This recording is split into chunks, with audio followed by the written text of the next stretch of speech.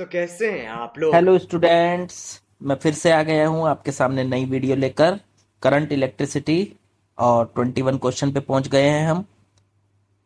2023 के सवाल चल रहे थे, आप सभी को पता है। चलो क्वेश्चन पढ़ते हैं। क्वेश्चन में कहा है a certain galvanometer has a fixed core made of non magnetic metallic material.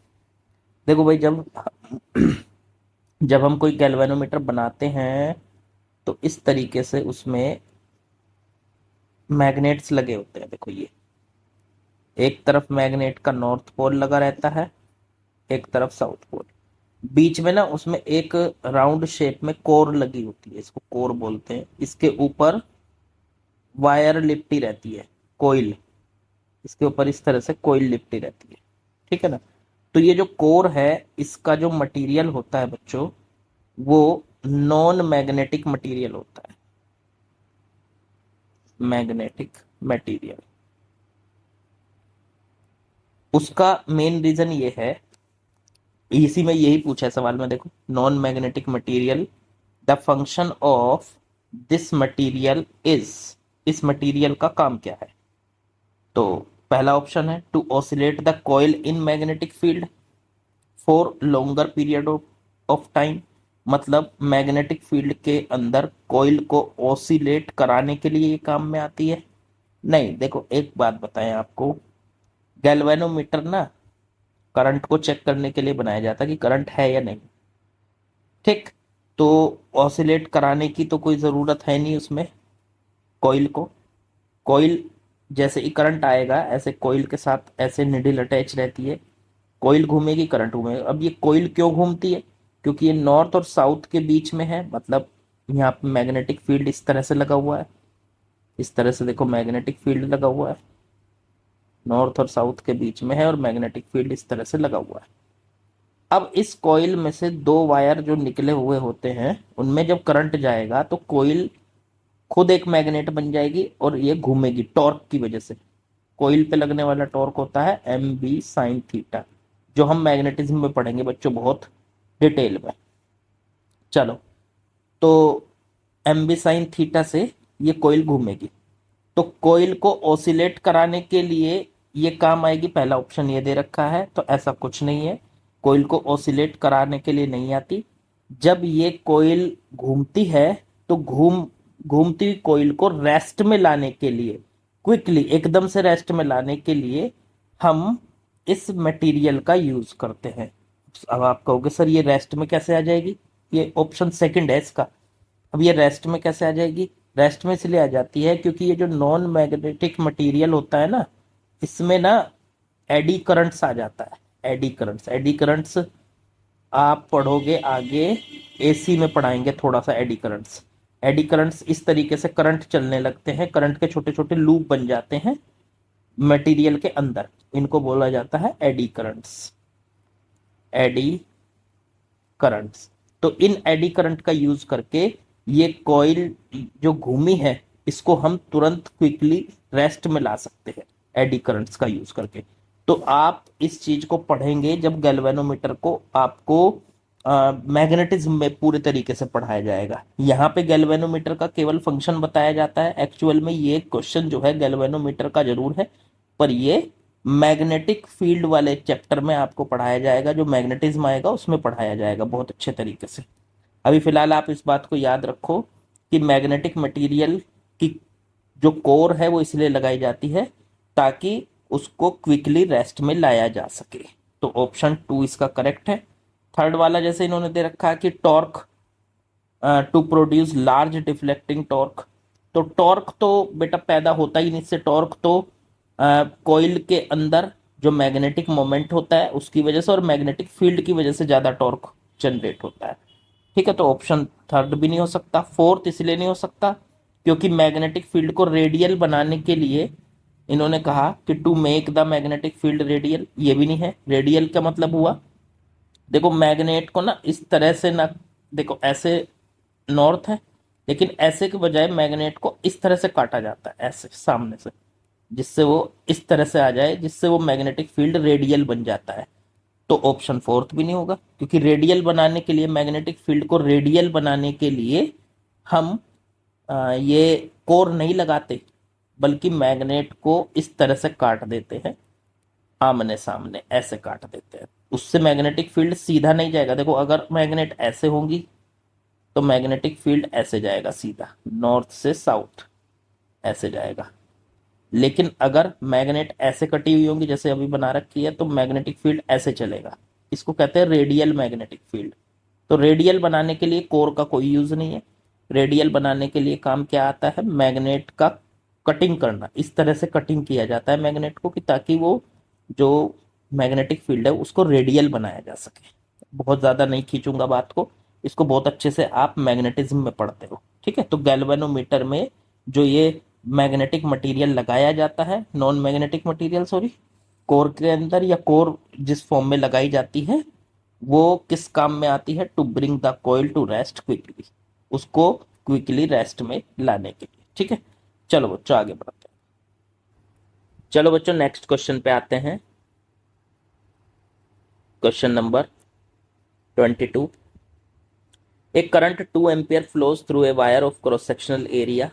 एक वायर है जिसका क्रॉस सेक्शनल एरिया, देखो ये वायर हो गई, इसका क्रॉस सेक्शनल एरिया ए वो दे रखा 25 mm का स्क्वायर। इसके अंदर करंट चल रहा है I 2 ampere. Number of free electrons in the cubic meter. Number of free electron मतलब 1 मीटर क्यूब में कितने इलेक्ट्रॉन है, एन की वैल्यू दे रखी है 2.0 10 की पावर 28 पर मीटर क्यूब, ठीक है। फिर ड्रिफ्ट वेलोसिटी इलेक्ट्रॉन की बतानी है। अरे ये तो आसान सवाल बच्चों। करंट के और ड्रिफ्ट वेलोसिटी के बीच में रिलेशन होता है NeAVT, ठीक। VT अगर निकालना है, एक सवाल हम पिछली वीडियो में भी करके आए थे ऐसा, I/NeA, सेम इसी तरीके का सवाल था। I तो हो गया आपका कितना 2 एम्पियर बटे N की वैल्यू 2 इंटू 10 की पावर 28, E 1.6 इंटू 10 की पावर -19, ए की वैल्यू 25 mm स्क्वायर। mm को मीटर में बदलने के लिए 10 की पावर -6 से मल्टीप्लाई कर देते हैं, 10 की पावर -6 से मल्टीप्लाई। चलो इसको सॉल्व करें तो 2 से 2 कट गए, बहुत बढ़िया। ये बचा अपॉन में 1/1.6 इंटू 25, तो 1.6 इंटू 25 इंटू में इंटू इंटू इंटू 10 की पावर देखो 28, और यहाँ है 10 की पावर -19 और -6, तो 10 की पावर शायद 3 बची। चेक कर लो एक बार, देखो 19 और -6, -19 -6 तो हो गया माइनस का 25 और प्लस का 28 है बच्चों। तो जो प्लस का 28 है तो उसमें 10 की पावर प्लस की 3 बची।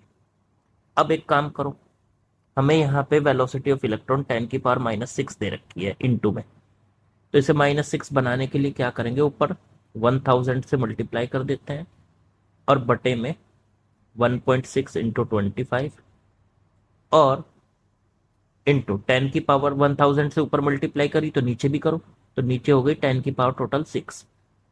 अब देखो एक काम करो, 25 से इसको काटो,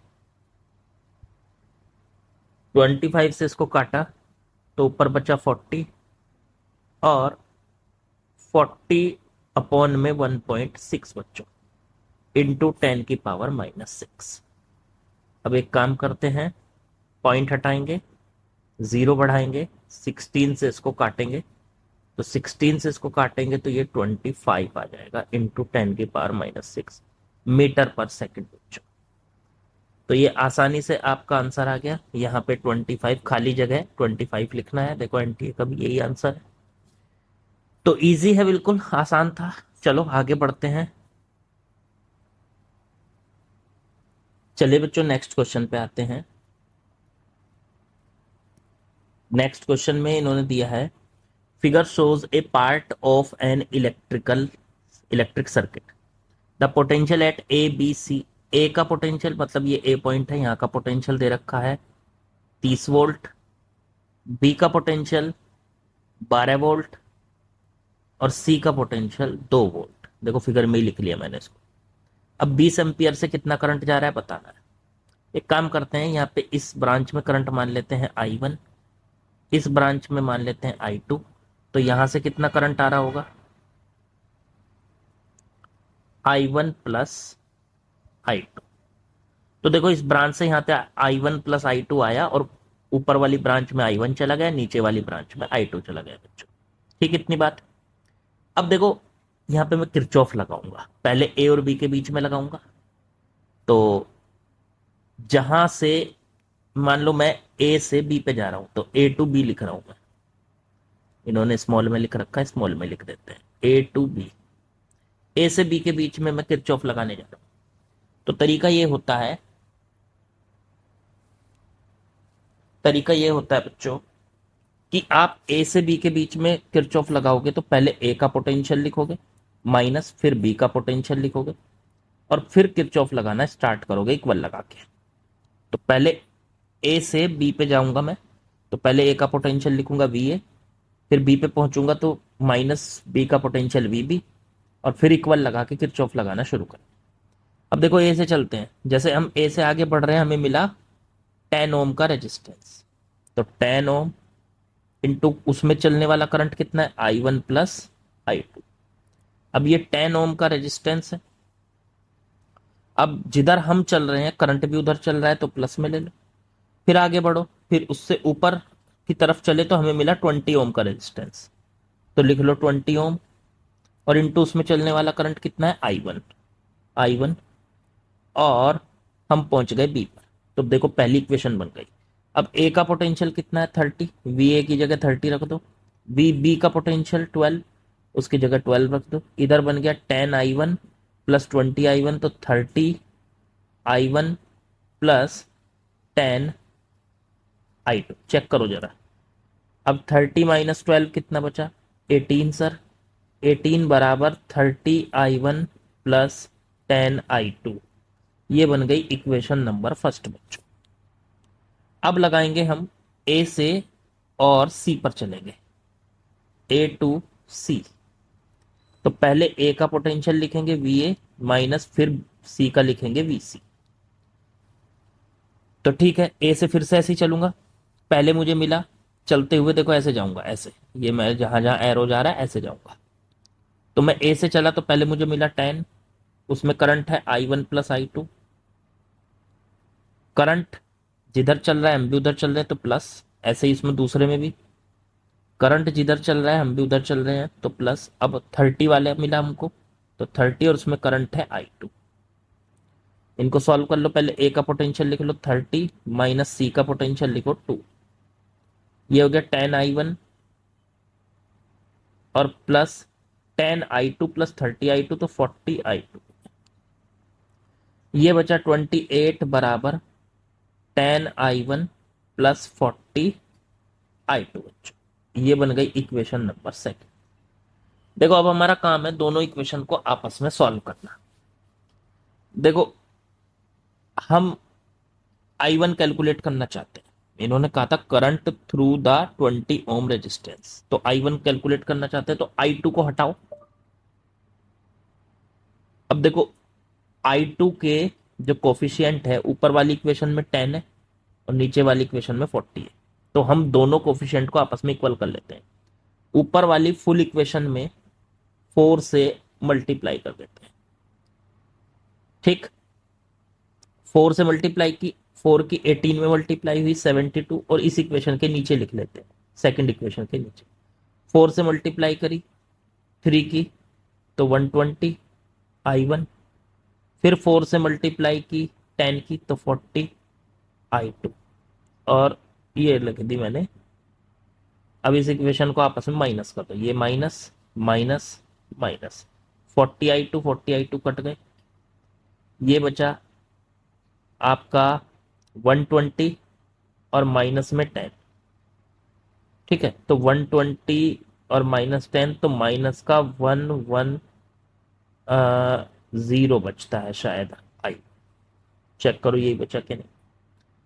ठीक है, अब दूसरा यहां पे बचता है बच्चों 72 माइनस 28 -44। ठीक है बच्चों, माइनस से माइनस कट गया तो I1 की वैल्यू आ गई 44/110। इसको काटेंगे 11 से तो ऊपर 4 रह जाएगा, नीचे 10 रह जाएगा। और फिर काटेंगे इसको 2 से तो ऊपर 2 रह जाएगा और नीचे 5 रह जाएगा। जब इसको कट करेंगे पूरी तरीके से 0.4 आ जाएगा। तो I1 की वैल्यू आ गई 0.4। इसका मतलब इसमें चलने वाला जो करंट है 20 ओम में वो 0.4 एम्पियर का है। तो ऑप्शन 1 हमारा करेक्ट हो गया। आसान सवाल था। इस तरीके के बहुत सवाल जो होते हैं वो उनको किरचॉफ से करना बड़ा इजी होता है। मैंने तो आपको समझाया, अगर समझाने की कोई हेडेक नहीं होती है, वहां कौन सा आपको कुछ दिखाना है, किसी को समझाना है, किसी को फटाफट कर देना। ठीक है, आसानी से हो जाएगा। चलो आगे बढ़ते हैं। चलिए बच्चों, क्वेश्चन नंबर 24 पे आते हैं। क्वेश्चन को पढ़ते हैं जरा, क्या कहा है। A student is provided with a variable voltage. देखो, आप ध्यान से देखो जरा, यहाँ पे ये जो बैटरी दी है ना, ये वाली, अभी तक तो आप बैटरी ऐसे देखते हुए आते थे, ऐसे होती थी सर बैटरी 20 वोल्ट की। देखो, ऐसी बैटरी को हम कहते हैं फिक्स वोल्टेज बैटरी। इसमें वी क्या होता है, फिक्स। लेकिन अगर इसमें ऐसे एरो लगा दिया ऐसे, तो फिर ये हो जाती है, फिक्स नहीं रहती, फिर ये हो जाती है वेरिएबल। अब ये एक ऐसी बैटरी बन चुकी है जिसकी वोल्टेज कैसी है, वेरी कर रही है, लगातार बदल रही है। तो ठीक है, अब इन्होंने एक बैटरी, ये आपको अगर जिसको बात ये नहीं पता थी, सबसे पहले इस बात को समझो कि अगर ये सिंबल आ जाए तो आपको समझना है बैटरी में ये एरो लगा रहता है, इसका क्या मतलब है। ऐसी बैटरी होती है जिसकी वोल्टेज लगातार बदली जा सकती है। ठीक है, वेरिएबल, वेरिएबल वोल्टेज बैटरी। अब इसको समझते हैं। एक स्टूडेंट है with a variable voltage source. ठीक है, वो मैंने आपको बता दिया। A test resistor R1, R T है, सॉरी आर टी, ये एक टेस्ट रजिस्टर है जो 10 ओम का दे रखा आपको। 10 ओम का टेस्ट रजिस्टर है। दो गैल्वेनोमीटर है एक जैसे, एक गैल्वेनोमीटर है G1 और दूसरा गैल्वेनोमीटर है बच्चों G2। एक जैसे, ये भी दिया है। ओके, ये G1 है, ये G2। अब इन्होंने दो एडिशनल रेजिस्टेंस दिए हैं, एक R1 10 मेगा ओम। एम ओम का मतलब है 10 मेगा ओम। मेगा का मतलब होता है 10⁶ से मल्टीप्लाई कर दो ओम में बदलने के। और R2 जो दे रखा है वो दे रखा है 0.001 ओम। देखो R2 कितना छोटा है और R1 कितना बड़ा है। Conducting an experiment to verify Ohm's law. एक एक्सपेरिमेंट कंडक्ट किया गया, एक एक्सपेरिमेंट करने जा रहे हैं जिससे ओम्स लॉ को वेरीफाई किया जा सके। ठीक है, द मोस्ट सुटेबल सर्किट, तो उसके लिए आपको कुछ सर्किट दिए हुए हैं। इन चारों सर्किट में देख के बताना है कि कौन सा सर्किट सुटेबल रहेगा। देखो एक बात बताओ, आप ओम्स लॉ को वेरीफाई करने के लिए दो गैल्वेनोमीटर यूज कर रहे हो। आप सर्किट में ध्यान दो, सर्किट में एक बार तो G1 के साथ R2 को पैरेलल में लगाया गया। याद करो, अगर अगर अगर अगर किसी गैल्वेनोमीटर के साथ आप कोई रेजिस्टेंस पैरेलल में लगाते थे तो वो क्या बनता था, एमीटर। एक और बात याद करो, इसमें जो ये रेजिस्टेंस लगाया जाता था इसको शंट कहते थे, और ये काफी छोटा होता था, स्मॉल होता था, बहुत छोटा। अच्छा, गैल्वेनोमीटर के साथ बच्चों अगर हम शंट को सीरीज में लगाते थे तो बनता था वोल्ट मीटर, वोल्ट मीटर। और ये जो शंट होता था ये काफी लार्ज होता था, बड़ा होता था। ठीक है, तो देखो, आपको ये जो 4 सर्किट दिए हैं, इन चारों सर्किट में एक बार तो देखो, जैसे पहले सर्किट में देखो G1 के साथ R2 को पैरेलल में लगाया, तो ये तो देखो अमीटर बनाया, अमीटर। और यहां पे G2 को R1 के साथ लगाया, तो ये बनाया वोल्ट मीटर। अब आपको देख के बताना है कि कहां पे एमीटर और वोल्ट मीटर एकदम करेक्ट बना रखे हैं, वही सर्किट आपका करेक्ट होगा। चलो देखो, सर्किट में पहले देखो, आपको ये पता है ना, एमीटर बनाने के लिए जो हमें रेजिस्टेंस लगाना है वो स्मॉल लगाना है। तो इसका मतलब, अब देखो G1 के साथ, और एमीटर ये भी याद करो, एमीटर को जब सर्किट से कनेक्ट करते थे तो कैसे करते थे, सीरीज में या पैरेलल में? तो वोल्ट मीटर को तो सर्किट के साथ पैरेलल में लगाया जाता था, और एमीटर को सर्किट के साथ सीरीज में लगाया जाता था। अब देखो, पहले सर्किट में गलती है, क्या गलती है? देखो, इसको आरटी के साथ यहां पे एमीटर को पैरेलल में लगा दिया इन्होंने, यहां आरटी के साथ, तो ये तो गलत हो गया। बस यहीं से आगे बढ़ो। अब आ जाओ दूसरे सर्किट में, यहां पे अमीटर को फिर से G1 के साथ R1 लगाया, G1 के साथ R1 लगाया। R1 छोटा है कि बड़ा है? R1 छोटा है, पर वो देखने की भी जरूरत नहीं, आप ऐसे ही सोच लो ना कि G1 के साथ जब आपने R1 लगाया, अमीटर बन गया, अमीटर बन गया, और इसको आपने फिर इसके साथ पैरेलल में लगाया। अमीटर तो पैरेलल में कभी लगता ही नहीं है सर, तो ये भी गलत हो गया, ये भी गलत हो गया। फिर तीसरा, अब देखो G1 के साथ R1 लगाया, वो भी सीरीज में, तो ये क्या बना, वोल्ट मीटर। और वोल्ट मीटर को पैरेलल में लगाया, तो करेक्ट, ये ठीक है, यहां तक की बात। अब G2 को देखो, G2 R2 के साथ लगाया पैरेलल में, तो ये बन गया क्या, अमीटर। ऊपर बना था वोल्ट मीटर, ये बना एमीटर। तो एमीटर को देखो किसके साथ लगा रखा, अमीटर को आरटी के साथ किस में लगा रखा, सीरीज में, तो ये भी करेक्ट है। तो फिगर 3 हमारी करेक्ट दिखाई दे रही है, क्योंकि उसमें वोल्ट मीटर को लगा रखा है देखो पैरेलल में, जो कि लगना चाहिए वोल्ट मीटर पैरेलल में, और एमीटर को लगा रखा है सीरीज में। और दूसरी बात, वोल्ट मीटर के साथ देखो G1 के साथ पैरेलल में जो लगा रखा है वो R1 लगा रखा है, उसको सॉरी G1 के साथ सीरीज में R1। R1 है एक बड़ा रेजिस्टेंस, ठीक है, वोल्ट मीटर बनाने के लिए एक बड़ा रेजिस्टेंस चाहिए, देखो R1 लार्ज है, तो करेक्ट है बात। और R2 स्मॉल होना चाहिए, अमीटर बनाने के लिए स्मॉल रेजिस्टेंस लगाते हैं। तो सबसे परफेक्ट आपके पास जो सर्किट है वो थर्ड वाला सर्किट है। तो थोड़ा सा लॉजिकल क्वेश्चन था, अच्छा क्वेश्चन था, 4 डायग्राम आपको दे रखे हैं, उनको पहचान करके आपको बताना था, ठीक है। वैसे सब में एक कॉमन सी गलती हो रही है, सभी के सभी में अमीटर को पैरेलल में लगा रखा है। देखो पहले वाले में दूसरा भी गलत हो गया इसी वजह से, और चौथा भी गलत हो गया, तीसरा ही ठीक है, बस अमीटर को इसमें सीरीज में लगा रखा। चौथे में भी देखो, अमीटर बना के इसको और पैरेलल में लगा दिया, पैरेलल में लगता ही नहीं अमीटर, अमीटर लगता है हमेशा सीरीज में, ठीक है। चलो आगे बढ़ते हैं बच्चों। चलिए बच्चों, नेक्स्ट क्वेश्चन में आते हैं। क्वेश्चन नंबर 25, आज का last question. As shown in figure the volt meter reads 2 volt. देखो वोल्ट मीटर की रीडिंग जो दे रखी है वो 2 वोल्ट दे रखी है, ठीक है, ओके। वोल्ट मीटर की रीडिंग क्या बताती है, वोल्टेज बताती है सर, तो इसका मतलब इन दोनों पॉइंट के बीच की जो वोल्टेज है वो 2 वोल्ट है। ये इसको ए कह दो, इसको बी कह दो, चलो ठीक है, ओके। अब पूछा है 5 ओम के अक्रॉस, रजिस्टर के अक्रॉस इसको लगा रखा है हमने, देखो 5 ओम के अक्रॉस हमने इस वोल्ट मीटर को लगा रखा है, ये रहा 5 ohm. Resistance of the volt meter is, voltmeter का रेजिस्टेंस बताना है, तो वोल्ट मीटर का रेजिस्टेंस को मैं आर मान लेता हूं। देखो इस सवाल को ना किरचॉफ से करते हैं, कैसे करेंगे सुनो। यहां से आई करंट लेके चलेंगे, ये आई इधर जाएगा, यहां तक पहुंचेगा। इस आई के सामने अब 2 रास्ते हैं, कुछ इधर जाना है और कुछ इधर जाना है।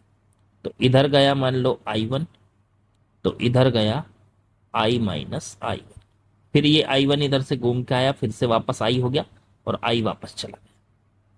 अब इसमें 2 लूप बन रहे हैं, एक तो ये वाला, यहाँ से कॉर्नर से शुरू कर रहा हूँ, देखो जहाँ पे एरो है मेरा, और यहाँ से घूम के ऐसे जाके और वापस ऐसे ही आऊंगा। चलो चलते हैं, पहले इधर से चलते हो, पहले मिला मुझे 2 ओम, करंट इधर चल रहा है, हम भी इधर चल रहे हैं, तो प्लस का 2i। फिर आगे बढ़े, फिर 5 ओम मिला, तो 5 × I - I1। फिर आगे बढ़े, बैटरी का नेगेटिव टर्मिनल मिला, तो नेगेटिव टर्मिनल माइनस का 3 वोल्ट। और फिर आगे कुछ नहीं, कुछ नहीं, यहां तक कुछ नहीं, तो बराबर 0। पहली इक्वेशन बन गई 2i + 5i, तो 7i, माइनस का 5i1 और बराबर 3। ये बन गई इक्वेशन नंबर 1 बच्चों। ठीक है, अब यहां से दूसरा लूप ढूंढ लो, ये वाला, इसमें चलते हैं। तो यहां से चले तो ये गया यहाँ से करंट, ऐसे देखो कॉर्नर से जा रहा हूँ, कुछ नहीं है यहाँ तक, ये मिला आर, वोल्ट मीटर की जो रेजिस्टेंस है मैंने आर मान लिया, तो इसमें गया I1 × R प्लस का, वो भी क्योंकि हम भी इधर चल रहे हैं और करंट भी इधर चल, फिर आगे बढ़े आगे बढ़े आगे बढ़े, कुछ नहीं कुछ नहीं कुछ नहीं, ये मिला 5 ओम। हम इधर जा रहे हैं, करंट वापस आ रहा है, तो माइनस का 5 × I - I1 और बराबर 0। ये आ गया बच्चों 5i, इधर I1 रखो, तो I1 को कॉमन ले लो, R + 5 आ गया, I1 5i1 आ गया था, यहां से उधर ले गए तो 5i। ये बन गई इक्वेशन नंबर 2। ठीक बच्चों, अब यहां से देखो 3 अननोन है, I1 और R। एक और इक्वेशन चाहिए, दे तो रखी है, इन्होंने कह रखा है कि ये जो वोल्टेज है, ये वोल्ट मीटर है, इसकी रीडिंग 2 वोल्ट है। देखो अगर इसकी रीडिंग 2 वोल्ट होगी, तो ए और बी के बीच की वोल्टेज दे रखी है, तो VB - VA जो दे रखा है आपको, वो 2 वोल्ट दे रखा। अब VB - VA मतलब इसकी वोल्ट मीटर, अब ये तो क्या है, पोटेंशियल डिफरेंस बी के और ए के बीच का। अब पोटेंशियल डिफरेंस कैसे निकलता है, V = IR, तो इसमें से निकलने वाला, वोल्ट मीटर से निकलने वाला करंट कितना, I1, तो I1 और इनटू में R और बराबर 2 वोल्ट। तो यहां से I1 की वैल्यू आपकी निकल के आ गई 2/R। I1 की वैल्यू 2/R निकल के आ गई। ठीक है, अब आप I1 की वैल्यू 2/R ऊपर उठा के रख सकते हो उसमें, और इस इक्वेशन को सॉल्व कर सकते हो। तो हम एक काम करने जा रहे हैं, हम इस इक्वेशन को यहां से I1 को उठा के यहां रखने जा रहे हैं। I1 को उठा के रखा है यहाँ, तो 2/R × R + 5 बराबर 5i। अब देखो ऊपर फर्स्ट इक्वेशन में भी हम एक काम कर लेते हैं, फर्स्ट इक्वेशन से i की वैल्यू कैलकुलेट कर लेते हैं। देखो 7i, इधर गया 3 + 5i1, मैं ये 5i1 को इधर लेके चला गया, तो i की वैल्यू आ गई 3 + 5i1 और बटे में 7। इसको i को उठा के मैं यहाँ पे रखने जा रहा हूं, ये देखो, तो ये बन गया 5i की जगह 3 + 5i1 और बटे में 7। एक काम कर लेते हैं, ये बन गया ऊपर, इसकी मल्टीप्लाई करो, देखो 2R + 10 और बटे में R बराबर 5 की मल्टीप्लाई 15 + 25i1 और बटे में 7। क्रॉस मल्टीप्लाई कर लेते हैं, इधर मल्टीप्लाई करी, ये हो गया 14R और प्लस 70, इधर मल्टीप्लाई करी तो 15R और प्लस 25R I1। I1 की वैल्यू ऊपर से 2/R रख देंगे, तो 14R + 70 बराबर 15R + 25R × I1 की वैल्यू 2/R हो गई, R से R कट गए, तो ये आ गया बच्चों 14R, इसे 15 को इधर ले आओ, माइनस का 15R, इसे 70 को इधर ले जाओ, माइनस का 70 और प्लस का 50, 25 × 2 50। ये बचा -R = -का 20, तो r इक्वल्स टू 20। यही बच्चों हमारा आंसर है। ये और छोटा किया जा सकता था, मैंने थोड़ा सा इक्वेशन यहाँ पे ले ली। ए और बी के बीच का देखो ये पोटेंशियल जो मैंने 2 वोल्ट दिया, ये भी तो 2 वोल्ट था, ये वाला इन दोनों के बीच का, ये सी मान लो, इसे डी मान लो, तो इससे और थोड़ा आसान हो जाता, इससे इक्वेशन और छोटी बन जाती। ठीक है ना, ये आर में बनी इक्वेशन, थोड़ी सी आपको 1-2 स्टेप और फालतू लिखने पड़े, और छोटा हो सकता था ये। ठीक है, अपने आप से ट्राई करो और कमेंट में बताओ मुझे कि कितना छोटा कर दिया आपने इसको। ठीक है, चलिए बच्चों, अब नेक्स्ट वीडियो में मिलेंगे। अब तुम लोग गलती से अगर नए हो तो सब्सक्राइब करो, वो जो लाल वाला बटन है उस पर अपने जीजा जी फेंक के मारो या फूफा जी, मुझे नहीं पता, बस क्लिक हो जाना चाहिए।